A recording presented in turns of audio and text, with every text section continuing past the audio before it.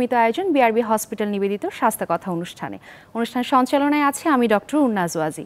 শুধু দর্শক, সেপ্টেম্বর মাসকে ধরা হয় গাইনোকোলজিক্যাল ক্যান্সার অ্যাওয়ারনেস মান্থ এবং গত 20শে সেপ্টেম্বর পালিত হয়েছে গাইনোকোলজিক্যাল ক্যান্সার অ্যাওয়ারনেস ডে।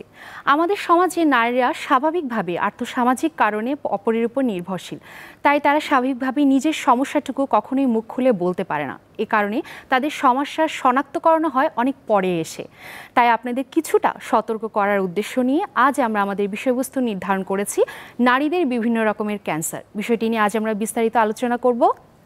বিষয় নিয়ে কথা বলার জন্য স্টুডিওতে আজ আমরা আমন্ত্রণ জানিয়েছি বিশেষ একজন অতিথিকে। আমার সাথে আমার পাশেই যিনি আছেন খ্যাতিসম্পন্ন চিকিৎসক, বিশিষ্ট অবস গাইনি ও গাইনি অঙ্কোলজি বিশেষজ্ঞ ডক্টর মোসাম্মদ ফারহানা তারানুম খান ম্যাডাম সহকারী অধ্যাপক হিসেবে জাতীয় ক্যান্সার গবেষণা ইনস্টিটিউট এবং হাসপাতাল এবং সেই সাথে কনসালটেন্ট হিসেবে বিআরবি হসপিটালে কর্মরত আছেন। আসুন তাহলে পরিচিত হয় আমাদের আজকের অতিথির সাথে। আসসালামু আলাইকুম ম্যাডাম, আপনাকে স্বাগত জানাচ্ছি আমাদের আজকের অনুষ্ঠানে। কেমন আছেন আপনি? ওয়ালাইকুম আসসালাম, ধন্যবাদ তোমাকে। আলহামদুলিল্লাহ, ভালো আছি। দর্শক, আমি আপনাদের উদ্দেশ্যে বলতে চাই, আপনাদের এই বিষয়ে যে কোনো প্রশ্ন আপনারা আমাদের কাছে করতে পারবেন স্ক্রিনে দেখানো নাম্বারে ফোন করার মাধ্যমে। ফোন করার সময় অনুরোধ করব অবশ্যই টিভির ভলিউমটি কমিয়ে নেবেন এবং আমাদের অনুষ্ঠানটি সরাসরি সম্প্রচারিত হচ্ছে দীপ্ত টিভির অফিসিয়াল পেজে, আপনারা সেখানেও আমাদের প্রশ্ন করতে পারবেন কমেন্টের মাধ্যমে। আসুন তাহলে শুরু করি আমাদের আজকের আলোচনা। ম্যাডাম, এই মাত্রই বললাম যে গাইনোকোলজিক্যাল অঙ্কোলজি অ্যাওয়ারনেস ডেটা পালিত হয়েছে 20শে সেপ্টেম্বর। এইবার ম্যাডাম এটার প্রতিপাদ্য বিষয়টাকে যদি আমাদেরকে একটু বলতেন, এবং প্রত্যেক বছর এটা পালিত হয়ে থাকে, এটা তাৎপর্যটা কি? আসলে এটা খুব বেশি দিন ধরে পালিত হচ্ছে গাইনিকোলজিক্যাল অনকোলজি ডে তা নয়। এবারে 6th গাইনিকোলজিক্যাল অনকোলজি ডে পালন করা হয় বিশ্বজুড়ে। আর এবারে প্রতিপাদ্য ছিল গো এগেনস্ট স্টিগমা। তো আমরা জানি যে স্টিগমা শব্দের অর্থ হলো কলঙ্ক, অর্থাৎ যে কোনো নারী যারা কোনো ক্যান্সারে ভুগে থাকেন তারা প্রকাশ করতে চান না তাদের সিমটমগুলো, যে তাদের মনে হয় যে তাদের শরীরে কোনো ব্যাধি বা শরীরে কোনো রোগাক্রান্ত হলেই সমাজে তারা কলঙ্কিত হয়ে যাবেন। এটার ভয়েই কিন্তু তারা তাদের সমস্যাগুলো সহজে প্রকাশ করতে চান না। আর এই জন্যই এবারে প্রতিপাদ্য গো এগেনস্ট স্টিগমা, অর্থাৎ তাদেরকে উৎসাহিত করা হচ্ছে যে তাদের যে কোনো সমস্যা তারা যেন সামনে এসে বলেন, যাতে করে আমরা ক্যান্সার নামক বা যে কোনো ধরনের প্রবলেমগুলো আমরা আর্লি আইডেন্টিফাই করতে পারি এবং তাদেরকে খুব তাড়াতাড়ি চিকিৎসা দিতে পারি। জি, ধন্যবাদ ম্যাডাম। এই যে ম্যাডাম আমরা গাইনোকোলজিক্যাল ক্যান্সারের কথা বলছি, এর মধ্যে আসলে কি কি ক্যান্সারকে আমরা বুঝাচ্ছি যদি একটু বিস্তারিত বলতেন, বা এটা বলতে আসলে আমরা কি বুঝি একটু দর্শকদের বলবেন। গাইনোকোলজিক্যাল ক্যান্সারগুলোর মধ্যে রয়েছে নারী প্রজননতন্ত্রের যে ক্যান্সারগুলো, তার মধ্যে আমাদের বাংলাদেশের প্রেক্ষাপটে যদি আমরা বলি, প্রথম ক্যান্সার হলো সার্ভাইকাল ক্যান্সার বা জরায়ুমুখের ক্যান্সার। এরপরে রয়েছে ওভারিয়ান ক্যান্সার বা ডিম্বাশয়ের ক্যান্সার, ইউটেরাইন বা জরায়ুর ক্যান্সার, পাশাপাশি আমাদের ভালভা, ভ্যাজাইনাল ক্যান্সার, এগুলোকেই আমাদের গাইনোকোলজিক্যাল ক্যান্সার বলা হয়ে থাকে। জি, এই যে ম্যাডাম ক্যান্সারগুলোর কথা বলেন, সবচেয়ে কমন ক্যান্সার কোনটা আমাদের দেশের প্রেক্ষাপটে, এবং সবচেয়ে মারাত্মক বা আক্রান্ত হচ্ছে কোন ক্যান্সারটাতে বেশি? আমি অলরেডি বলেছি যে সার্ভাইকাল বা জরায়ুমুখের ক্যান্সার এটা বাংলাদেশের, আমি যদি বলি গাইনোকোলজিক্যাল ক্যান্সারগুলোর মধ্যে বা নারী প্রজননতন্ত্রের ক্যান্সারগুলোর মধ্যে নাম্বার 1। আর যদি বলি যে মেয়েদের কত ক্যান্সার হয়, সেটা নারী প্রজননতন্ত্র ছাড়াও অন্যান্য শরীরের অংশে যেগুলো ক্যান্সার হয়ে থাকে, যেমন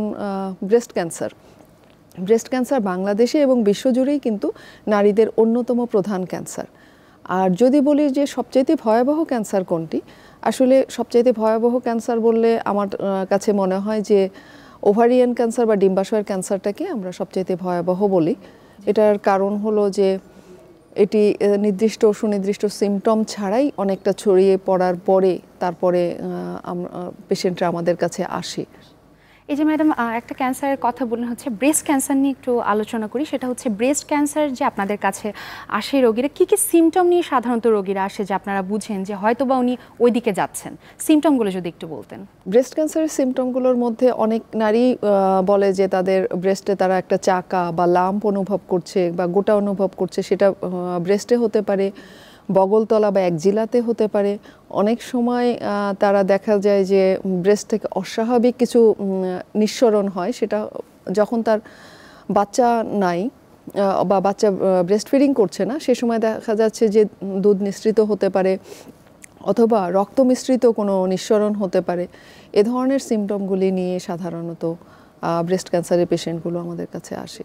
ম্যাডাম, যখন সিমটমগুলো হয় আসলে তখন তো স্বাভাবিকভাবে আমরা যেটা বললাম, মহিলারা বুঝতে পারেন না যে তাদের হয়তো বা কোনো রোগ হয়েছে বা এদিকে যাচ্ছেন। তো আসলে কোন সময়টাতে এসে রোগীরা বুঝবেন যে হ্যাঁ, আমার এখন ডাক্তারের শরণাপন্ন হতে হবে? সাথে একটু ছোট্ট করে যদি কারণগুলো বলতেন, এই ব্রেস্ট ক্যান্সার কারণগুলো কি? ব্রেস্ট ক্যান্সারের কারণগুলো আগে আমি বলে নিই। ব্রেস্ট ক্যান্সারের কারণ হলো যে যাদের অল্প মানে কম বয়সে মাসিক হয়ে যাচ্ছে এবং বেশি বয়সে মাসিকটা বন্ধ হচ্ছে, যারা বন্ধ্যাত্বের সমস্যায় ভুগছেন, যারা ওবেসিটি বা স্থূলতায় ভুগছেন, বয়স বেশি অর্থাৎ 60-65 এজে, আর যাদের পারিবারিক ইতিহাস আছে ব্রেস্ট, ওভারিয়ান বা এন্ডোমেট্রিয়াল ক্যান্সার, এ ধরনের ক্যান্সারের যদি পারিবারিক ইতিহাস থাকে, কেউ যদি আগে থেকেই জানে যে BRCA 1, 2 এ ধরনের পজিটিভ আছে তাদের পরিবারে, তারা সাধারণত আক্রান্ত হয়ে থাকেন বেশি। আর আরেকটা হলো যে কখন তারা যাবেন। আসলে যে সিমটমগুলো আমি বলেছি সাধারণত নর্মালি কিন্তু আমাদের ব্রেস্টে কোনো চাকা অনুভব করার কথা না, এবং নিপুলবৃন্ত দিয়েও কিন্তু কোনো অস্বাভাবিক কোনো সিক্রেশন বা লালা আসার কথা না।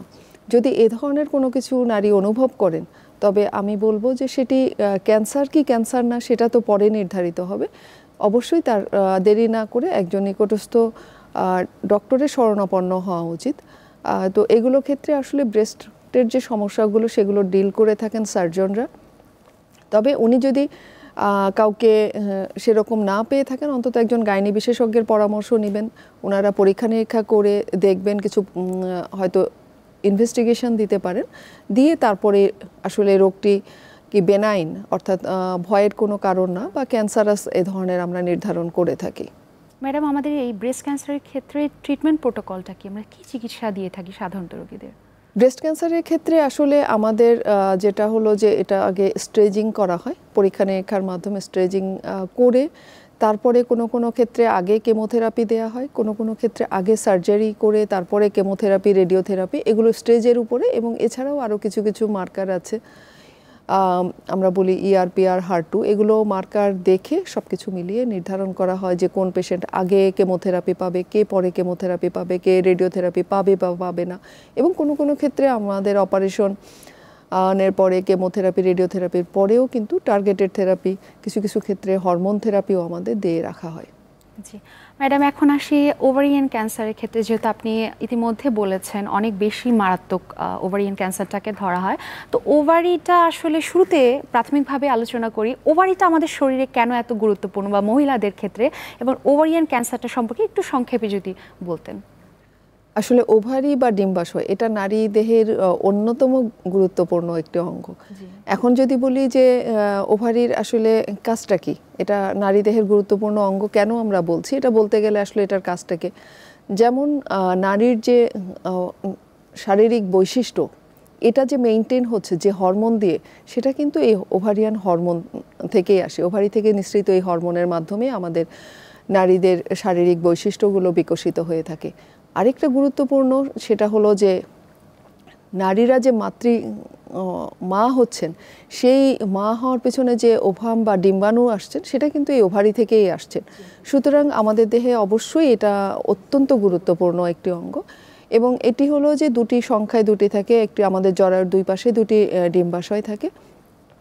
এবং যখন মাসিক শুরু হয় তারপর থেকে প্রতি মাসিক বন্ধ হওয়া পর্যন্ত প্রতি মাসে দেখা যায় যে কতগুলি ডিম্বাশয়ে ডিম্বাণু বড় হতে থাকে।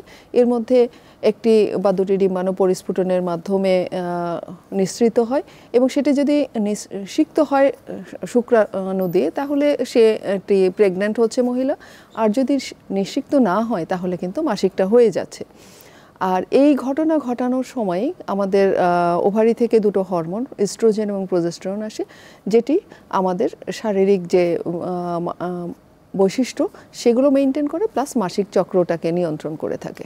ধন্যবাদ ম্যাডাম, খুব সুন্দর করে বুঝিয়ে বলেছেন। এই যে ম্যাডাম ওভারিয়ান ক্যান্সারের কথা বলছি, শুরুতে আপনার কাছে জানতে চাচ্ছি, আসলে আপনারা তো রেগুলার অনেক রোগী পেশেন্ট দেখে থাকেন, তো কি কি সিমটম নিয়ে রোগীরা আসেন আপনাদের কাছে এই ওভারিয়ান ক্যান্সারের ক্ষেত্রে? তার আগে একটু আমি বলি, সেটা হলো যে ওভারিয়ান ক্যান্সার কিন্তু বিভিন্ন বয়সে মেয়েদের হয়। আমরা বলি যে নো এজ ইজ ইমিউন, অর্থাৎ কোনো এজে হবে না এরকম কিন্তু কথা নেই। ম্যাডাম কথা বলছিলাম হচ্ছে ওভারিয়ান ক্যান্সারটা সাধারণত কোন বয়সের মেয়েরা বেশি আক্রান্ত হচ্ছে এটা বলছিলেন। আমি যেটা বলছিলাম যে নো এজ ইজ ইমিউন, অর্থাৎ কোনো বয়সী মানে কোনো বয়সে ক্যান্সার হবে না নারীদের ওভারিয়ান এরকম বলা যায় না। অর্থাৎ শিশু থেকে শুরু করে বয়স্ক নারী সবাই কিন্তু ওভারিয়ান ক্যান্সারে আক্রান্ত হতে পারেন, তবে টাইপগুলো আলাদা হয়। যেমন আমি যদি বলি যে 20 বছরের আগ পর্যন্ত যে ক্যান্সারগুলি মূলত হয় সেটা হলো যে জার্ম সেল টিউমার, অর্থাৎ ডিম্বাণু যে কোষ থেকে হয় সেখান থেকে কিন্তু আমাদের জার্ম সেল টিউমারগুলি হয় এবং এটি কম বয়সী মেয়েদের হয়ে থাকে। আবার যারা প্রাপ্তবয়স্ক, আমাদের একটা ফোন এসে ফোনটি নিয়ে নিচ্ছে। আসসালামু আলাইকুম দর্শক। আসসালামু আলাইকুম দর্শক, আপনার পরিচয় দিয়ে প্রশ্নটি করুন। আমার নাম ইসরাত জাহান, আমি কুমিল্লা থেকে বলছি। আমি জানতে চাইছি মহিলাদের লাং ক্যান্সার কেন হয় আর লাংসে পানি কেন আসে এটা, আর হচ্ছে এটার মূল চিকিৎসাটা কি? যদিও আমাদের টপিকের সাথে আজকে সম্পর্ক নেই, তারপরেও যেহেতু দর্শক প্রশ্ন করেছেন, ওনার একটি কোশ্চেন ছিল যে লাং ক্যান্সার কেন হয়। আসলে লাং ক্যান্সারের একটি বড় কারণ কিন্তু টোবাকো, স্মোকিং, এছাড়া আরও অনেক ধরনের রেডিয়েশন বা এ ধরনের কিছু আছে। তো এইগুলো আর লাংসে পানি আসতে পারে, সেটা হলো যে ক্যান্সার ছড়িয়ে পড়ার কারণেও লাংসে পানি আসতে পারে, এছাড়া টিউবারকুলোসিস বা অন্যান্য রোগের কারণেও কিন্তু লাংসে পানি আসতে পারে। আর ট্রিটমেন্ট আসলে এটা নির্ভর করে যে কোন স্টেজে ক্যান্সারটি আছে। ক্যান্সার প্রত্যেকটি ক্যান্সারেরই আসলে ট্রিটমেন্টটা নির্ভর করা হয় তার স্টেজিংয়ের উপরে। স্টেজিংয়ের উপরে নির্ভর করে সার্জারি, রেডিওথেরাপি, কেমোথেরাপি এগুলো বিশেষজ্ঞ যারা আছেন, যেমন আমাদের মেডিকেল অনকোলজিস্ট, রেডিয়েশন অনকোলজিস্ট ওনারা এবং সার্জন, এটা আসলে একটা টিম ওয়ার্ক। ওনারা একটি বোর্ডের মাধ্যমে নির্ধারণ করে থাকেন যে কাকে কোন স্টেজে কোন ট্রিটমেন্টটি দিয়ে থাকেন। জি ধন্যবাদ ম্যাডাম। দর্শক আশা করি আপনি আপনার প্রশ্নের উত্তর পেয়ে গেছেন। ম্যাডাম কথা বলছিলাম বয়স নিয়ে, যে কোন বয়সে হচ্ছে এবং আসলে কি কি লক্ষণ নিয়ে আপনাদের কাছে রোগীরা আসে। হ্যাঁ, এবারে যেটা বলি যে এপিথেলিয়াল ওভারিয়ান ক্যান্সার, অর্থাৎ ওভারির বাইরের যে আবরণটি থাকে সেটাকে আমরা বলি এপিথেলিয়াম। এই এপিথেলিয়াল ওভারিয়ান ক্যান্সার এটা হলো সবচাইতে কমন, 80 to 90%ই আমরা পেয়ে থাকি এপিথেলিয়াল ওভারিয়ান ক্যান্সার। এর মধ্যে বিভিন্ন ধরনের আছে, তবে এই গ্রুপটাই সবচাইতে বেশি এবং 50 থেকে 65 এই ধরনের এজ গ্রুপে এটা হয়ে থাকে। ম্যাডাম আমাদের আরেকটি ফোন এসছে, ফোনটি আমরা নিয়ে নিচ্ছি। আসসালামু আলাইকুম দর্শক, আপনার পরিচয় দিয়ে প্রশ্নটি করুন। জি আসসালামু আলাইকুম, আমি জান্নাতুল ফেরদৌস। জি জি জি আপনার প্রশ্নটি করুন। যে বুকলের নিচে আছে না টিউমার, বুকলের নিচে টিউমার আছে আর কি, ইয়ের মতো আসছে। জি জি জি আপনি কি জানতে, ওই যে ইয়ার টিকা রক্ত বাইরে আর কি। কোথা থেকে? যে আপনার বগল থেকে রক্ত বের হচ্ছে, আমাদেরকে একটু পরিষ্কারভাবে প্রশ্নটি করুন।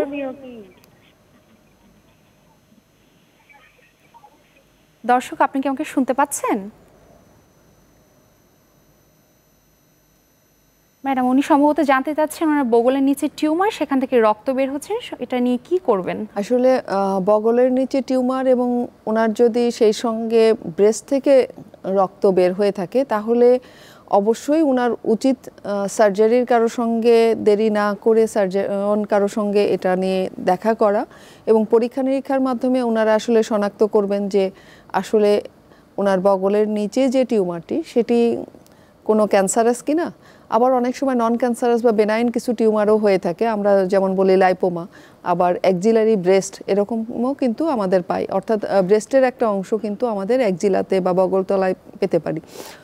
সেটা কি উনি টিউমার ভাবছেন কিনা সেটা আসলে জানার একটা বিষয়। তো এগুলোর ক্ষেত্রে আসলে রোগীকে পরীক্ষা নিরীক্ষা না করে বা সরাসরি না দেখে ডিসিশন দেওয়াটা আসলে মুশকিল, এবং আমি বলবো যে উনি অবশ্যই সার্জনের সঙ্গে যোগাযোগ করবেন। ধন্যবাদ ম্যাডাম। দর্শক আশা করি আপনি আপনার প্রশ্নের উত্তর পেয়ে গেছেন। ম্যাডাম কথা বলছিলাম ওভারিয়ান ক্যান্সার নিয়ে।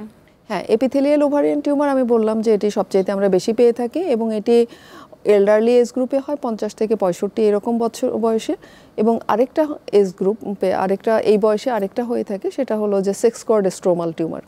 আমরা বলছিলাম যে কোষগুলি থেকে হরমোন নিঃসৃত হয়ে থাকে, এই কোষগুলি থেকে আমাদের সেক্স কর্ড স্ট্রোমাল টিউমার হয়ে থাকে। তো বেশিরভাগ ক্ষেত্রে আমি যদি বলি জার্ম সেল টিউমার, এরার লক্ষণ নিয়ে আসে যে তলপেটে ব্যথা। বেশিরভাগ ক্ষেত্রেই কিশোরী মেয়েটি বলে যে আমার তলপেটে ব্যথা, হঠাৎ করে পেটে ব্যথা বা পেটে চাকা অনুভব করছে, এই সমস্যাটা নেই। আর যদি বলি যে এপিথেলিয়াল ওভারিয়ান টিউমার, এটা আসলে নন স্পেসিফিক বা ভেগ কিছু সিমটম নিয়ে আসে। যেমন আসলে টিউমারের সঙ্গে তেমন কোনো লক্ষণ এটার থাকে না। পেশেন্ট বলে যে আমার ক্ষুধা মন্দা, অরুচি, অল্প খেলেই পেটটা ভরে যাচ্ছে বা পেট ফুলে যাচ্ছে, এবং অনেক সময় পেটে পানি আসে। কোনো কোনো ক্ষেত্রে তিনি চাকা অনুভব করতে পারেন। অনেক সময় দেখা যাচ্ছে যে টিউমারটা পেট থেকে ছড়িয়ে এটা লাংসে চলে গেছে, যে লাংসে তার পানি আসছে, সে কাশছে। এছাড়াও তলপেটে ব্যথা, কোমরে ব্যথা, কোনো কোনো ক্ষেত্রে তার হতে পারে যে মাসিকটা অনিয়মিত হতে পারে। কোনো কোনো সময় কিন্তু তার মানে টয়লেটের যে এটা নর্মাল যে ভ্যারিয়েশনটা, সেখান থেকে যে তার সবসময় নর্মাল ছিল সেখান থেকে হঠাৎ করে কোষ্ঠকাঠিন্য অথবা তার লুজ মোশন হচ্ছে, এই যে পায়খানায় পরিবর্তন, সেটি নিয়েও কিন্তু আমাদের কাছে আসতে পারে। তাহলে আমরা ম্যাডাম বলতে পারি কোনো বয়সই আসলে এর শঙ্কা থেকে মুক্ত নয়, এটা যে কোনো বয়সে হতে পারে। ম্যাডাম, এই যে আমরা ওভারিয়ান ক্যান্সারের কথা বলছি, আমরা সিমটমগুলো শুনলাম আপনার কাছ থেকে, লক্ষণগুলো শুনলাম, এরপরে ডায়াগনোসিসটা কিভাবে করেন পরবর্তীতে আপনারা? তো যেটা আমি বললাম যে ভেগ সিমটম নিয়ে, তো এবং মোস্টলি মনে হয় যে তার গ্যাসের সমস্যা আছে বা গ্যাস্ট্রাইটিসে ভুগছেন, এরকম সমস্যা নিয়েই যেহেতু আসেন, আমাদের গাইনিকোলজিস্টের কাছে এরা পরে আসেন। মূলত এই সমস্যা নিয়ে ওনারা মেডিসিন বিশেষজ্ঞ অথবা গ্যাস্ট্রোএন্টারোলজিস্ট এরকম পরিপাকতন্ত্র বিশেষজ্ঞের কাছে যান, এবং তারা পরীক্ষা নিরীক্ষার পরে একটি আলট্রাসোনোগ্রাফি দেন। তাতে করে তখন দেখা যাচ্ছে যে শনাক্ত হচ্ছে যে তলপেটে বা ওভারিতে একটা টিউমার, কোনো কোনো ক্ষেত্রে টিউমার না, শুধু পানিই পাওয়া যাচ্ছে। তো এরকম সিমটম নিয়েই কিন্তু আসে আমাদের কাছে। যখন আসে আমরা তার হিস্ট্রি নেই, তাকে ফিজিক্যাল এক্সামিনেশন করি যে তলপেটে বা পেটে কোনো চাকা আছে কিনা, এবং পাশাপাশি পেটে পানি আছে কিনা, লাংসে পানি আছে কিনা, এগুলো পরীক্ষা করি। এরপরে কিছু ইনভেস্টিগেশন দিই, যেমন পুরো পেটের একটি আলট্রাসোনোগ্রাফি, একটি ভালো মানের আলট্রাসোনোগ্রাফি কিন্তু আমাদেরকে অনেক ইনফরমেশন দিয়ে থাকে। এরপরে আমরা কিছু টিউমার মার্কার দিয়ে থাকি, এবং সেটি বয়স ভেদে যে কোন বয়সে মেয়ে আমাদের কাছে এসছেন তার উপরে ভিত্তি করে আমরা টিউমার মার্কার দিয়ে থাকি। পরবর্তীতে কোনো কোনো ক্ষেত্রে আমাদের সিটি স্ক্যান লাগে, এবং লাংসে ছড়িয়েছে কিনা এটা আমরা এক্সরে করে দেখতে পারি। যদি পানি আসে, সেই পানি বের করে আমরা পরীক্ষা নিরীক্ষা করতে পারি। এবং এছাড়াও কিছু কিছু ক্ষেত্রে আমাদের যেমন এন্ডোস্কোপি, কোলোনোস্কোপি করার প্রয়োজন হয়। আর যদি আমাদের মনে হয় যে টিউমারটি প্রাথমিকভাবে আমরা তখনই অপারেশন করতে পারবো না, বেশ অ্যাডভান্সড স্টেজে, সেই ক্ষেত্রে কিন্তু আমাদের এফএনএসি বা কোর বায়োপসি করা লাগতে পারে। জি ম্যাডাম, এই ওভারিয়ান ক্যান্সারের ক্ষেত্রে কি কোনো স্টেজিং আছে কিনা, বা স্টেজিং অনুযায়ী ট্রিটমেন্টটা কি আপনারা কি চিকিৎসা দিয়ে থাকেন? প্রত্যেকটি ক্যান্সারেরই আসলে স্টেজ থাকে, 4টা স্টেজ। যেমন ওভারি ক্যান্সারের ক্ষেত্রে যখন ক্যান্সারটি শুধুমাত্র ওভারি বা ডিম্বাশয়ে কনফাইন্ড, ওখানেই আছে, সীমাবদ্ধ, সেটা স্টেজ 1-এ। স্টেজ 2-তে এটা ওভারির বাইরে কিন্তু তলপেটেই আছে, এরকম। তলপেটের বাইরে যখন এটা ছড়িয়ে পড়ে তখন স্টেজ 3, এবং এটা যখন শরীরের অন্যান্য অংশে যেমন লাংসে চলে যাচ্ছে তখন আমরা বলি, বা লিভারে যাচ্ছে অথবা অন্যান্য কোনো অঙ্গে যাচ্ছে, তখন আমরা স্টেজ 4, অ্যাডভান্সড স্টেজে।